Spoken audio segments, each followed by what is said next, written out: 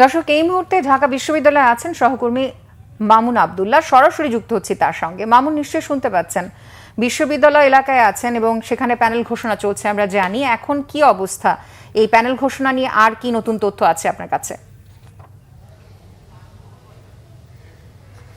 তৃণা, আপনাকে অসংখ্য ধন্যবাদ। আপনার প্রশ্নের উত্তরের আগে যদি আসে কিছুটা ভূমিকা দিয়ে, যে শতবর্ষী আসলে প্রতিষ্ঠান প্রাচ্যের অক্সফোর্ড খ্যাত ঢাকা বিশ্ববিদ্যালয়, 104 বছর বয়স যার, তার বেশ ইতিহাস আছে ছাত্র আন্দোলনের এবং ছাত্রদের সক্রিয় ভূমিকার কারণে সেই ভাষা আন্দোলন 1952 থেকে শুরু করে 47 ভাষা আন্দোলন এবং 1971, 90-এর গণঅভ্যুত্থান, এই সব ঐতিহাসিক ভূমিকায় কিন্তু ছাত্ররা বেশ ভালো সক্রিয় ভূমিকা রাখার কারণেই কিন্তু বাংলাদেশ তার সঠিক পথ দেখতে পেয়েছে এবং সঠিক রাস্তায় কিন্তু বাংলাদেশ এখন পর্যন্ত আছে।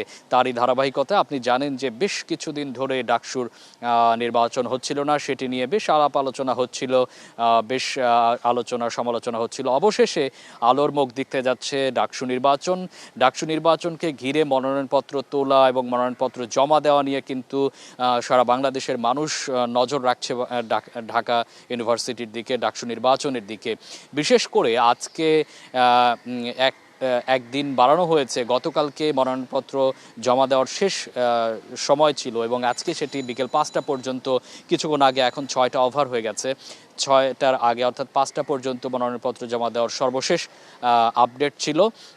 এবং কিছুক্ষণ আগে যিনি প্রধান রিটার্নিং কর্মকর্তা, প্রধান নির্বাচন কমিশনার, তিনি আমাদের সাথে কথা বলেছেন, জসিম স্যার আমাদের সাথে কথা বলেছেন। তিনি যেমন জানিয়েছেন সর্বশেষ আপডেট যেটি আপনি জানতে চাচ্ছিলেন, সেটি হচ্ছে এখন পর্যন্ত মোট ফর্ম বিতরণ হয়েছে 658টি, তার মধ্যে ফর্ম জমা পড়েছে 509টি এবং জমা হয়নি 149টি ফর্ম, অর্থাৎ বেশিরভাগ ফর্মই কিন্তু জমা পড়েছে। এর মধ্যে বেশ কিছু দলীয়ভাবে কিন্তু আপনার ফর্ম জমা দিয়েছে। আপনি জানেন ছাত্র দল, ছাত্র শিবির, তারপর হচ্ছে বাকসাস থেকে শুরু করে আরও বেশ কিছু দলীয়ভাবে ফর্ম জমা দিয়েছে এবং স্বতন্ত্রভাবেও কিন্তু বেশ কিছু ফর্ম জমা পড়েছে। তবে এবার একটি আলোচিত বিষয়, সেটি হচ্ছে স্বতন্ত্রভাবে যারা নির্বাচন করবে তাদের একটি ঐক্য করা হয়েছে, তাদের নাম দেওয়া হয়েছে স্বতন্ত্র শিক্ষার্থী ঐক্য, যেটি উমামা নেতৃত্ব দিচ্ছেন। সেই উমামার নেতৃত্বে স্বতন্ত্র যারা নির্বাচন করবেন তারা কিন্তু সেই স্বতন্ত্র শিক্ষার্থী ঐক্যে প্যানেলে আছেন। এবং এই ডাকসু নির্বাচনকে কেন্দ্র করে কিন্তু বিভিন্ন ধরনের আলোচনা সমালোচনা, তর্ক বিতর্ক, বাকবিতণ্ডা চলছে।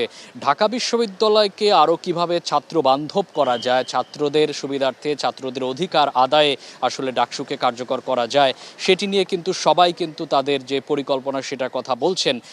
সব পরিকল্পনা আসলে বোঝা যাবে আগামী 9 তারিখে। এবং ছাত্ররা আরও একটি বিষয়ে, আপনাকে ইম্পর্টেন্ট একটি বিষয় বলে রাখি, তারা বলছেন যে 9 তারিখে যেহেতু নির্বাচন, অক্টোবর 9 তারিখের আগের দিনও পরীক্ষা আছে, পরের দিনও পরীক্ষা আছে। এই ব্যাপারে কিন্তু আমরা প্রশ্ন করেছিলাম রিটার্নিং কর্মকর্তা, প্রধান নির্বাচন কমিশনার কাছে। তিনি বলেছেন যে পরীক্ষার আগের দিন অর্থাৎ 8 তারিখ, 9 তারিখ এবং 10 তারিখ সেপ্টেম্বরের এই 3 দিন কিন্তু সকল ধরনের পরীক্ষা বন্ধ থাকবে। সেক্ষেত্রে আর কিন্তু কোনো প্রকার সন্দেহ থাকলো না যে পরীক্ষা নিয়ে কোনো সংশয় ছাত্রদের পক্ষ থেকে। তো তৃণা, এই ছিল আমার কাছে ঢাকা বিশ্ববিদ্যালয়ের কেন্দ্রীয় ছাত্র সংসদ নির্বাচনের, ডাকসু নির্বাচনের সবশেষ খবর। ধন্যবাদ।